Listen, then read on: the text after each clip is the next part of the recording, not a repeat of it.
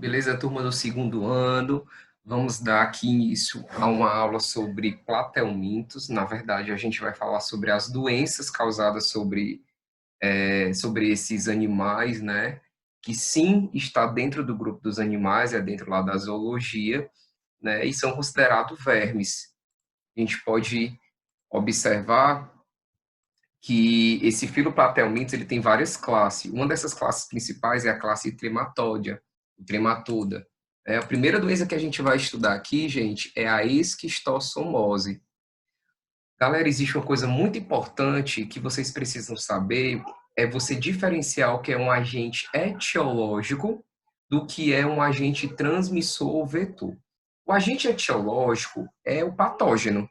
Você tem que identificar se ele é um vírus, se ele é uma bactéria, se ele é um verme, se ele é um fungo, o que ele é? Qual é o animal? Qual é o ser vivo? Isso é o agente etiológico.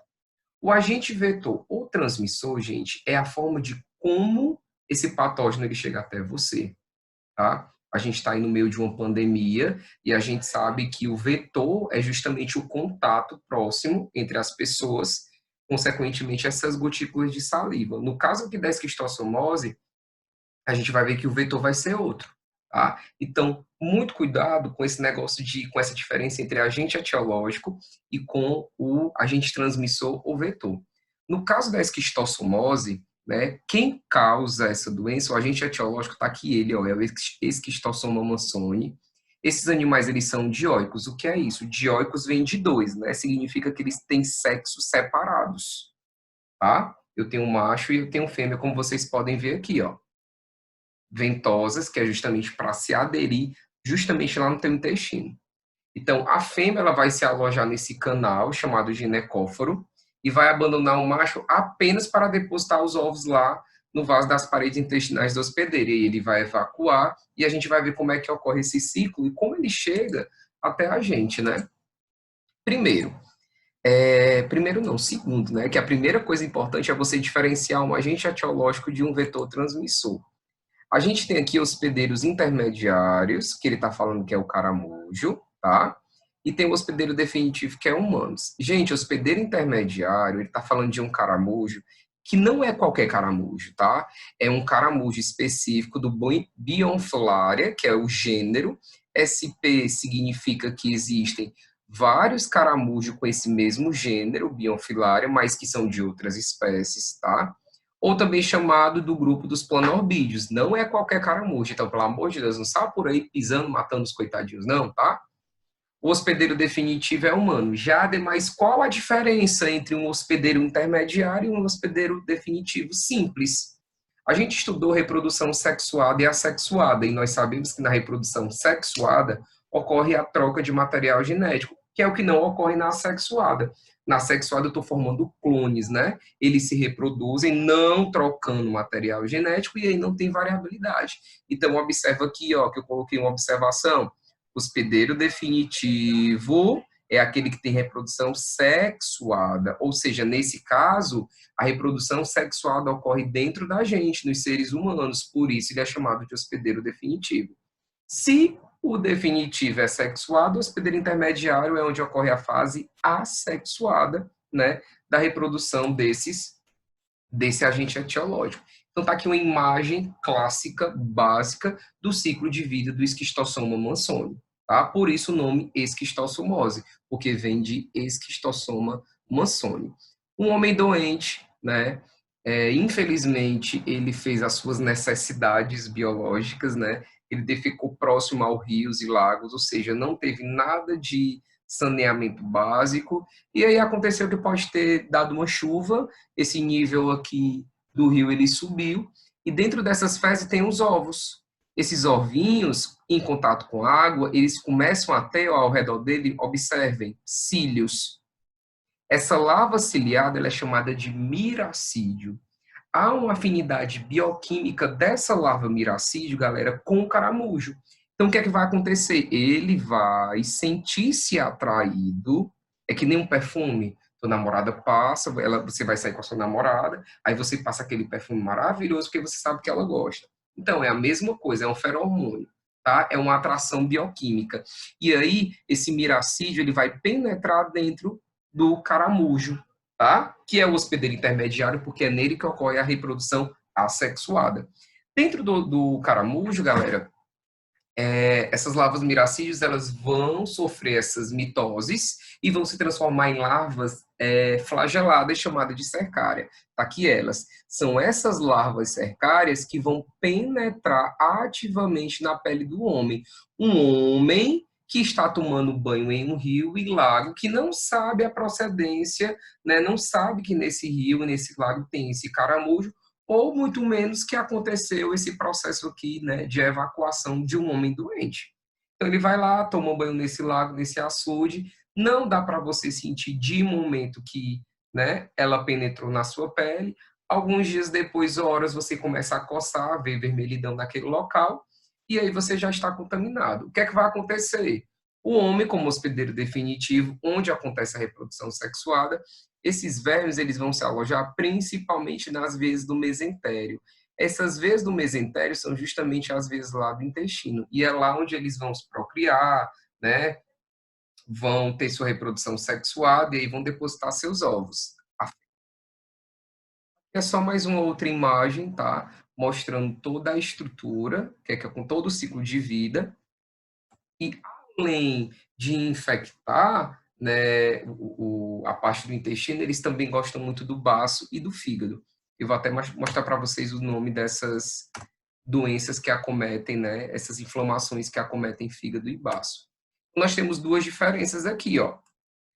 Fase aguda da doença e crônica. O que é uma fase aguda de qualquer doença? É que aconteceu naquele momento, você teve o sintoma e depois passou. Crônica é periodicidade. Vem os sintomas, depois passa, depois aparece de novo e assim sucessivamente. Então, a fase aguda, você sente naquele momento, você fica com coceira, dermatite, febre, inapetência, que é falta de apetite, tosse, diarreia, enjoo, vômitos e emagrecimento, até porque você está sendo parasitado, ele está tirando de ti os teus nutrientes. A fase crônica, gente, já é uma coisa bem complicada, porque há um aumento do fígado, que é a hepatomegalia, há a cirrose e há um aumento do baço, que é a esplenomegalia. Então, isso aí já acontece, já está no grau mais evoluído. E isso pode levar a hemorragias, galera. Isso aí, sendo levado a hemorragias, pode provocar o rompimento de veias do esôfago, ascite ou barriga d'água, ou seja, o teu abdômen ele vai ficar dilatado. Por isso que o nome dessa doença também é comumente chamada como barriga d'água. Ok? Aqui ela, ó. Outra imagem mostrando esses sintomas. A distribuição da esquistossomose no mundo, a gente consegue observar, né? África, por quê? Falta de saneamento básico, né, gente? Então, a gente consegue observar aqui muitos casos no continente africano. Tratamento. Uma coisa interessante é a gente entender também essas formas de tratar, de prevenir, que é a profilaxia, né? De como eu, diante de uma doença, o que eu posso fazer para poder melhorar essa situação. Então, existem medicamentos, que é o Icantone, tá? Que é justamente para poder matar o parasita, mas o principal, gente, é a profilaxia. E o teu vestibular, ele não vai trazer prevenção. A prevenção é uma palavra muito simples, às vezes ele gosta um pouquinho, né, quer saber como é que está seu vocabulário, então ele vai trazer profilaxia, tá? Então é tratar o doente com Icantone, é melhorar essa condição socioeconômica, que é justamente o saneamento básico, a educação sanitária, a higiene, ao sair do banheiro, combater esse caramujo, tá? Fazer o controle biológico, que possa destruir parte dessa população de caramujo, não toda, porque eu não posso interferir nessa cadeia alimentar. O caramujo é importante porque ele traz um elo para o meio ambiente. Qualquer ser vivo que seja retirado do seu habitat natural, que eu possa interferir nessa cadeia, nessa teia alimentar, eu vou estar trazendo desequilíbrio ecológico, tá? E aí eu vou evitar contatos com lagoas contaminadas. Já vai ter uma placa lá dizendo não, na maioria das vezes não. Mas o que é que você pode fazer? Não conheço o local. Se eu não conheço, eu não sei a procedência, não vou tomar banho. Nós temos a teníase, que é a segunda doença, tá? Ela é causada justamente pela carne de boi e a carne de porco. Por quê? Porque nós temos aqui, ó, dois tipos de tênia. a tênia saginata, que vem da carne de boi, e a tênia solium, que é da carne de porco. Eu costumo sempre fazer algumas comparações, né? Eu falo para os meus alunos. Jade, como é que eu vou diferenciar, né? Galera, lembra que a nata ela vem do leite, né? Leite, quem dá o leite é a vaca. Mas tem carne de vaca, mas tem do boi, que é a mesma coisa, né? Só muda o gênero. Então, nata lembra leite, carne de porco. O resto vai ser justamente a tênia solium, que é de porco. Nesse caso, eles são monóicos, tá, gente? Monóicos é quando não tem um sexo separado. Eles são hermafroditas, ele tem a parte masculina e feminina no próprio indivíduo. Normalmente, eles utilizam o scolex, tá? Que fica aqui na região da cabeça, que é uma forma deles se fixarem, ok? E aqui nós temos o rostro, que é o conjunto de ganchos para eles poderem se fixar. E isso na tênia, desculpa, isso aqui na tênia solium, tá? Que é a do porco. Na tênia saginata a gente não consegue observar esse rostro, que são os ganchos de fixação. Então tá aí, né? Nós conseguimos observar aqui a tênia saginata ou a tênia solium, tá? Cada regiãozinha dessa aqui do corpo a gente chama de estróbilo. Cada regiãozinha dessa daqui, já dela é desse tamanho, ela é imensa assim. E em cada região dessa eu chamo de proglótide. Eu vou ter o ovário, eu vou ter a parte masculina, eu vou ter a parte feminina, ela se autofecunda, então a variabilidade ela praticamente não existe, ela é baixa, ela é mínima, tá? E aí ela vai se reproduzindo dentro do teu organismo, tá? Como eu falei, cada proglótico ocorre por fecundação. E aí, com o passar do tempo, ela vai liberando essas proglótides dentro lá do intestino, que consequentemente vai sair durante as fezes, tá? Do hospedeiro. Então, como é que eu me contamino? Muito simples. Eu como essa carne de porco ou de boi contaminado, tá? Justamente por essa estrutura larval. E aí, lá no intestino do homem, o escólex de cada cisticerco vai sofrer essa que nós chamamos de evaginação, que é de saída, tá? E aí ele vai se prender à parede do intestino, vai se transformar num verme adulto. A gente consegue observar aqui as proglótides maduras e as jovens, que ficam aqui, ó, mais próximo à parede intestinal. Essas larvinhas, elas vão ser, larvas não, os ovos vão ser eliminados junto com as fezes humanas. O que é que vai acontecer? No caso do porco, ele ingere esses ovos contendo a larva e vai ficar encistado aqui na carne do porco. Ó, tem os espinhos onde essas larvas, chamadas de oncosfera ou hexacantha, porque são 6, ó, 2, 4, 6 espinhos, vão grudar. Essas larvas vão perfurar a parede do intestino e vão se instalar na musculatura, né, do porco. E aí, já deu o que se fazer, cara, é realmente cozer, né? Ter todo um tratamento, uma higiene na hora de comer essa carne, saber a procedência, cozer, fritar bem direitinho essa carne para poder matar esse cisticerco, tá? Aqui é a mesma coisa, só que ele está mostrando aonde? Ele está mostrando a ingestão de carne contaminada da tênia saginata, que é a larva que está na musculatura do boi. E aí, dentro do teu intestino, esse verme, ó, ele vai se formar. Olha as proglótides aqui, galera. Observa bem as proglótides saindo, tá? Nós temos aqui os cisticercos, que são justamente essas estruturas que ficam presentes na carne do boi e do porco. E aí você acaba ingerindo. E tá aqui as proglótides, tá? Quem é o hospedeiro intermediário e quem é o hospedeiro definitivo, né? No caso, nós temos aqui da tênia solium, o hospedeiro intermediário é o porco, lembra? O hospedeiro intermediário é reprodução assexuada. Sempre o hospedeiro definitivo aqui vai ser o homem. E no caso da tênia saginata, o hospedeiro intermediário vai ser o boi. E aí a tênia solium, ela pode viver até 25 anos, tá? Pode chegar até 8 metros. A tênia saginata, ela pode viver até 30 anos dentro lá do intestino e ela pode alcançar até 12 metros. O ciclo mostrando novamente, tá? Fora essas doenças, gente, dentro da teníase, a gente vai ter a cisticercose. Há uma diferença. Na teníase, eu me alimento da carne contaminada pelo cisticerco. Aqui não. A cisticercose ela é exclusiva da tênia solium e a cisticercose isso é causada pela larva, que é o cisticerco da tênia solium. Mas como eu vou adquirir? Observa aqui no slide. A ingestão do cisticerco se transforma na forma adulta no verme no interior do intestino do hospedeiro definitivo. Era o que nós estávamos estudando.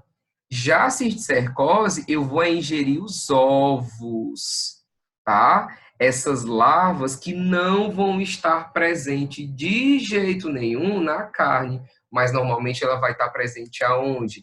Nas frutas e verduras, tá? Então, na cisticercose, o homem ele passa a ser o hospedeiro intermediário, porque ele se alimenta dessas larvas diretamente. É como se ele fizesse o papel lá do porco ingerindo, né, os ovos da tênia sólio. Então, você acaba sendo o hospedeiro intermediário. O que eu posso fazer para me prevenir? Qual a profilaxia? Impedir o acesso de suínos e bovinos a fezes humanas, isso é uma medida. Tratamento massivo dos casos humanos, educação sanitária, saneamento básico, evitar alimentos mal cozidos. Então, é melhor. Você já vai naquele restaurante que você sempre come, nunca sentiu nada? Ótimo, beleza. Comprou uma carne, leva para casa, cozinha, frita, faz uma higiene bem, uma inspeção bem rigorosa e uma fiscalização também. Aqui a carne consiste em ser, como a gente pode observar, e a cisticercose, onde ela pode afetar, sim, né, o globo ocular, a cisticercose.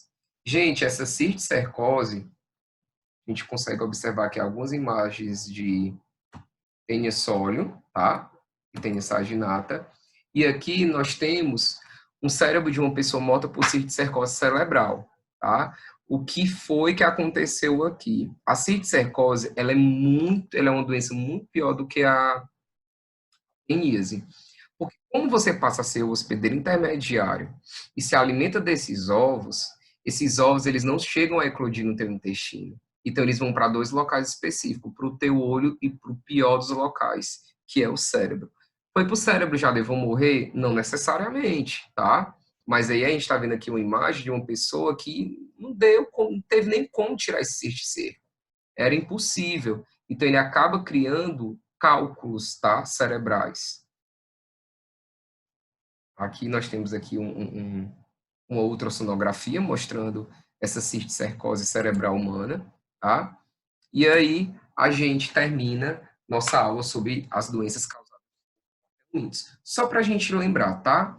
A gente tem a esquistossomose ou barriga d'água, a gente tem a teníase, que pode ser causada pela tênia sólio ou pela tênia saginata. A tênia sólio é da carne de porco e a tênia saginata é da carne de boi. E nós temos a cisticercose, que é quando eu passo a ser hospedeiro intermediário, tá? E passo a ingerir ovos da tênia sólio. Então, quando eu faço a ingestão desses ovos da tênia sólio, ela não vai eclodir no meu intestino, ela vai diretamente para o meu cérebro ou para o meu olho. Tudo bem, gente? Então, eu espero ter contribuído positivamente. Espero que essa videoaula sirva aí como um aporte para vocês. Continuem estudando, não desistam, façam as atividades. E qualquer dúvida é só, né, me procurar, mandar um e-mail, jade.lima@cristos.com.br. Valeu, galera!